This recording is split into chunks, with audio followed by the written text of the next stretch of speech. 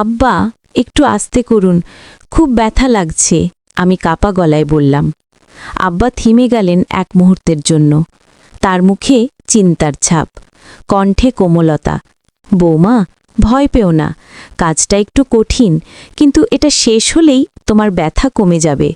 আমি চুপচাপ রইলাম, চোখের কোণে জল জমে উঠল। জানতাম আব্বা আমাকে সাহায্য করার চেষ্টা করছেন, কিন্তু তবুও কষ্টটা যেন মনটাকে ছুঁয়ে যাচ্ছিল। তো বন্ধুরা, আমি এখন আপনাদের শুরু থেকে সম্পূর্ণ সত্য ঘটনাটি জানাবো। তার জন্য আপনাদের ভিডিওটি না টেনে সম্পূর্ণ দেখতে হবে, তা না হলে কিছুই বুঝতে পারবেন না। বন্ধুরা, আমার নাম ঈশিতা, আমার বয়স 24 বছর। আমার শ্বশুরের নাম খোকন। আমার বিয়ে হয়েছে মাত্র 5 মাস হলো।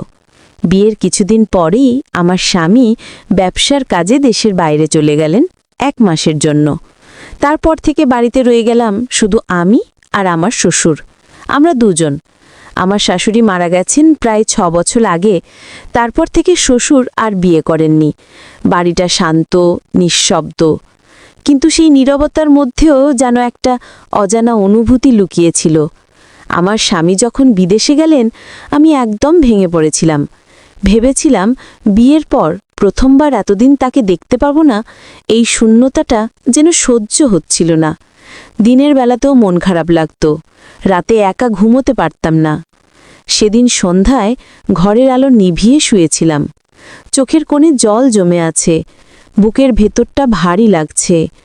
ঠিক তখনই দরজার কাছে পায়ের শব্দ শুনলাম। ধীরে ধীরে দরজাটা খুলে গেল। আমি চমকে উঠলাম। দেখলাম শ্বশুর আব্বা দাঁড়িয়ে আছেন, হাতে 1 গ্লাস পানি আর একটা ছোট ওষুধের প্যাকেট নিয়ে। নরম স্বরে বললেন, বৌমা, তুমি খাওনি কিছু? সারাদিন কিছু মুখে দাওনি? আমি চোখ মুছে বললাম, না আব্বা, খিদে লাগছে না। তিনি পাশে বসে শান্ত কণ্ঠে বললেন, দেখো মা, ওরা যখন বাইরে যায় তখন বাড়ির দায়িত্ব আমাদের নিতে হয়। তুমি মন খারাপ করো না, আমি আছি, তোমার যত্নের কোনো কমতি হবে না।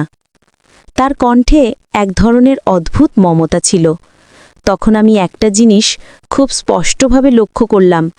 বিয়ের পর এতদিন হয়ে গেলেও আমার শ্বশুর কখনো এভাবে আমার সঙ্গে কথা বলেননি।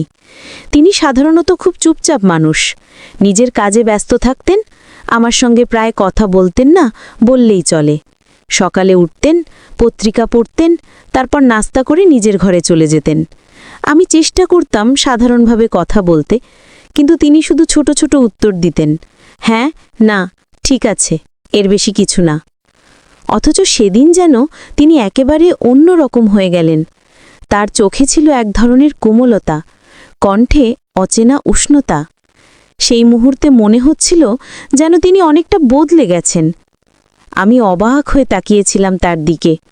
ভাবছিলাম, এই মানুষটা এতদিন এত নির্লিপ্ত ছিলেন, হঠাৎ আজ কেন এত যত্নশীল হয়ে উঠলেন?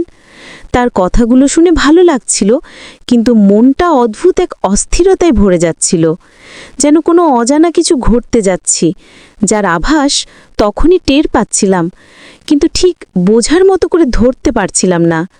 বাড়ির নীরব পরিবেশের ভেতর যেন এক অদ্ভুত নিঃশব্দ চাপা উত্তেজনা ঘুরপাক খাচ্ছিল। ওই রাতের পর থেকে সবকিছু যেন ধীরে ধীরে বদলে যেতে লাগল। শ্বশুর আব্বা আগের মতো নির্লিপ্ত থাকতেন না। সকালে ঘুম থেকে উঠলে জিজ্ঞাসা করতেন, বৌমা, ঘুম হয়েছে? দুপুরে খেতে বসলে নিজে হাতে ভাত তুলে দিতেন, এইটা নাও মা, একটু বেশি খাও।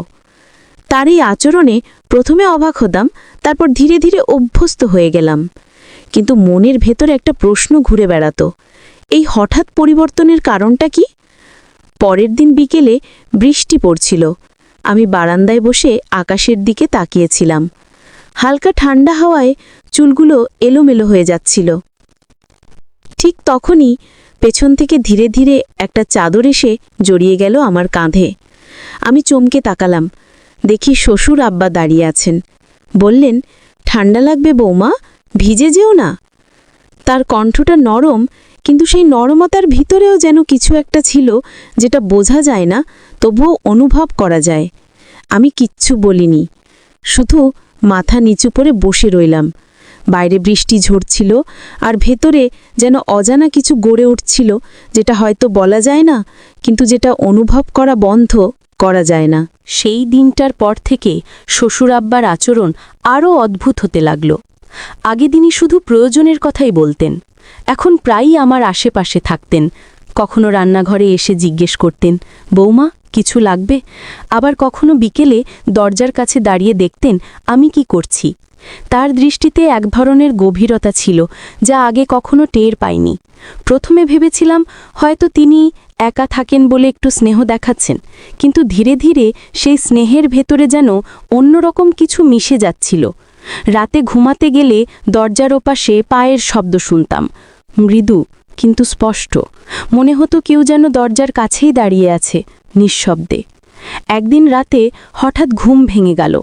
দেখি দরজার নিচ দিয়ে হালকা আলো আসছে। আমি ধীরে ধীরে উঠে দরজার কাছে গেলাম। কাঁপা হাতে দরজাটা সামান্য ফাঁক করতেই দেখি আব্বা বসে আছেন সোফায়, আমার ঘরের দিকেই তাকিয়ে। আলোটা তার মুখে পড়ছিল, চোখ দুটো গভীর, চিন্তামগ্ন।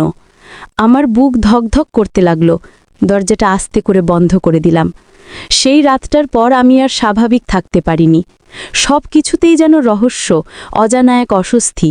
মনে হচ্ছিল এই বাড়ির নীরবতার মধ্যে কিছু একটা ঘটছে, যা আমি দেখতে পাচ্ছি না, কিন্তু টের পাচ্ছি প্রতি মুহূর্তে। সেই রাতের পর থেকে আমি নিজেকে শান্ত রাখার চেষ্টা করছিলাম। ভেবেছিলাম হয়তো আমি বাড়ির নিস্তব্ধতায় অতিরিক্ত সংবেদনশীল হয়ে পড়েছি। কিন্তু যতই সময় যাচ্ছিল ততই বিষয়গুলো অদ্ভুত হয়ে উঠছিল।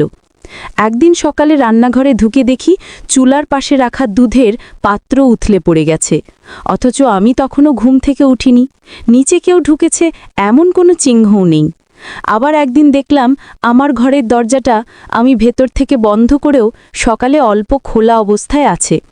মনে হচ্ছিল কেউ যেন ভেতরে ঢুকে কিছু একটা করেছে, কিন্তু কোনো চিহ্ন রেখে যায়নি। শ্বশুর আব্বা তখনও আগের মতো শান্ত ও স্বাভাবিক আচরণ করছেন। তিনি মাঝে মাঝে আমাকে বলতেন, বৌমা তোমার মুখে ক্লান্তি দেখি কেন, ঘুম হয় না নাকি? আমি শুধু হাসতাম, কিন্তু ভিতরে ভিতরে ভয়টা বাড়ছিল। তারপর একদিন সন্ধ্যায় আমি একা বসেছিলাম ড্রয়িং রুমে। হঠাৎ ওপরতলা ঘর থেকে একটা মৃদু শব্দ এলো, যেন কেউ ধীরে ধীরে হাঁটছে। আমি চমকে উঠলাম, ভাবলাম হয়তো আব্বা, কিন্তু বাইরে তাকিয়ে দেখি তিনি বারান্দায় বসে খবরের কাগজ পড়ছেন। তখন আমার বুক ধকধক করতে লাগলো। আমি ধীরে ধীরে সিঁড়ি বেয়ে ওপরে উঠলাম। বাতাসে এক অদ্ভুত গন্ধ, পুরনো কাপড় আর ধুলোর গন্ধ। ঘরের দরজাটা সামান্য খোলা ছিল। দরজাটা ঠেলে ভেতরে ঢুকতেই দেখলাম সেই দিনটার পর থেকে বাড়িটা অদ্ভুতভাবে ভারী হয়ে উঠেছিল। কোনো কারণ ছাড়াই যেন বাতাসে চাপা একটা অস্বস্তি লেগে থাকত। দিনের বেলায় সব স্বাভাবিক মনে হলেও রাত হলে যেন চারদিকের নীরবতা ভেঙে অদ্ভুত সব শব্দ শোনা যেত। এক রাতে আমি ঘুমাতে যাচ্ছিলাম, হঠাৎ বাইরের করিডোর থেকে শব্দ পেলাম, কারো ধীরে হাঁটার শব্দ, তারপর থেমে যাওয়া। আমি ভেবেছিলাম হয়তো শ্বশুর আব্বা, কিন্তু কিছুক্ষণ পর আবার শুনলাম এবার শব্দটা আমার ঘরের জানালার দিক থেকে। বুক ধকধক করতে লাগলো। আমি উঠে দরজার পাশে দাঁড়ালাম, মনোযোগ দিয়ে শুনতে লাগলাম। এবার একেবারে পরিষ্কার শুনতে পেলাম কেউ যেন নিঃশব্দে আমার নাম ডাকছে, ঈশিতা। আমি হতবাক। গলা শুনে মনে হলো খুব পরিচিত, কিন্তু ঠিক বুঝতে পারছিলাম না কার। দরজাটা খোলার সাহস হচ্ছিল না, পুরো শরীর কাঁপছিল ভয়ে। পরদিন সকালে আব্বাকে জিজ্ঞেস করলাম, রাতে আপনি কি আমার ঘরের পাশে ছিলেন? তিনি অবাক হয়ে বললেন, না তো, আমি তো সারা রাত আমার ঘরেই ছিলাম। তুমি কিছু শুনেছিলে নাকি? আমি কিছু বলিনি, শুধু মাথা নেড়ে চলে গেলাম, কিন্তু মনের ভেতরে একটা ঝড় বইছিল। রাতে শোনা সেই কণ্ঠটা কার? এরপর থেকে প্রতিদিন রাতে কিছু না কিছু ঘটতে লাগলো। কখনো দরজা হালকা দুলে ওঠে, কখনো ঘরের বাতি নিজে নিজে নিভে যায়। আমি প্রথমে ভেবেছিলাম হয়তো ঘরে কোনো বিদ্যুৎ সমস্যা, কিন্তু একদিন এমন কিছু ঘটল যা আমাকে বিশ্বাস করিয়ে দিল এই বাড়িতে শুধু আমি আর আব্বা নই, আরও কেউ আছে। সেই রাতে আমি বিছানায় শুয়েছিলাম, জানালাটা অল্প খোলা ছিল। হঠাৎ এক দমকা হাওয়া এসে পর্দাটা উড়িয়ে দিল। আমি চোখ খুলেই দেখি জানালার ধারে কেউ দাঁড়িয়ে। মুখ দেখা যাচ্ছিল না, কিন্তু ছায়াটা স্পষ্ট। আমি চিৎকার করে উঠতেই ছায়াটা এক ঝটকায় অদৃশ্য হয়ে গেল। আব্বা দৌড়ে এলেন। কি হয়েছে বৌমা? আমি কাঁপা গলায় বললাম, জানালার পাশে কেউ ছিল। তিনি বাইরে তাকিয়ে দেখলেন, তারপর শান্ত গলায় বললেন, ওদিকে কেউ নেই, হয়তো ভুল দেখেছ। কিন্তু আমি জানতাম আমি ভুল দেখিনি, সেই ছায়াটা বাস্তব ছিল। সেই রাতের ঘটনাটা আমাকে একদম ভিতর থেকে নাড়িয়ে দিয়েছিল। সকালে অনেক ভেবেছি, হয়তো চোখের ভুল, হয়তো ছায়া দেখেছি। কিন্তু যতবার চোখ বন্ধ করি, জানালার ধারে দাঁড়িয়ে থাকা সেই অবয়বটা বারবার ভেসে ওঠে মনে। তারপরের দিন থেকে আমি আমার শ্বশুরের দিকে একটু অন্যভাবে তাকাতে শুরু করলাম। অদ্ভুতভাবে তার চোখের দৃষ্টি, হাঁটার ভঙ্গি, সব কিছুতে যেন কিছু মিল পাচ্ছিলাম সেই রাতের ছায়াটার সঙ্গে। কখনো মনে হতো তিনি কিছু লুকাচ্ছেন, আবার কখনো ভাবতাম হয়তো আমারই ভুল ধারণা। একদিন বিকেলে আব্বা বারান্দায় বসে চা খাচ্ছিলেন। আমি রান্নাঘর থেকে বেরিয়ে দেখলাম বাতাসে হালকা আলো পড়েছে।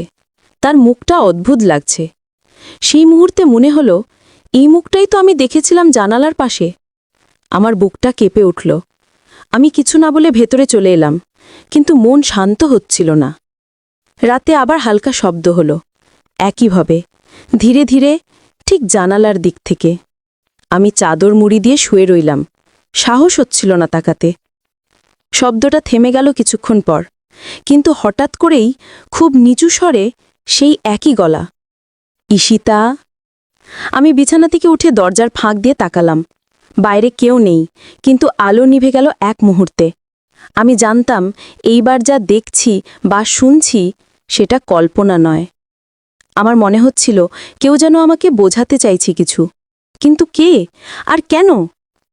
সবচেয়ে ভয়ঙ্কর ব্যাপার হলো আমার মনের গভীর একটা অজানা অনুভূতি তৈরি হচ্ছিল। যে ছায়াটা আমি দেখেছিলাম সেটি আমার শ্বশুর নয়, কিন্তু তার সঙ্গে কোনো এক অদ্ভুত মিল রয়েছে।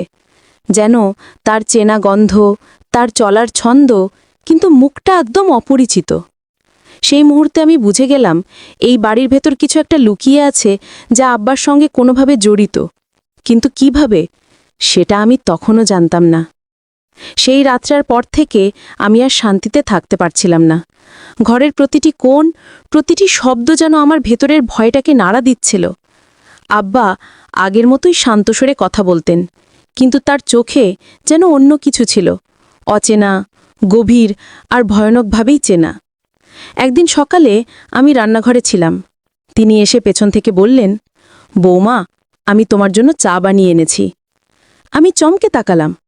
বললাম, আব্বা, আপনি তো কখনো চা বানান না। তিনি মৃদু হেসে বললেন, আজ মন চাইল। চায়ের কাপটা হাতে নিতেই আমার বুকের ভেতর একটা কাঁপুনি উঠল। তার কণ্ঠে, তার হাসিতে অদ্ভুত এক মিল ছিল। তো বন্ধুরা, এই গল্পটি কিন্তু এখানেই শেষ নয়। এই গল্পটির দ্বিতীয় পর্ব রয়েছে। যদি আপনারা দ্বিতীয় পর্ব পেতে চান, তাহলে অবশ্যই এই চ্যানেলটি সাবস্ক্রাইব করে পাশে থাকা অল নোটিফিকেশন অন করে রাখবেন।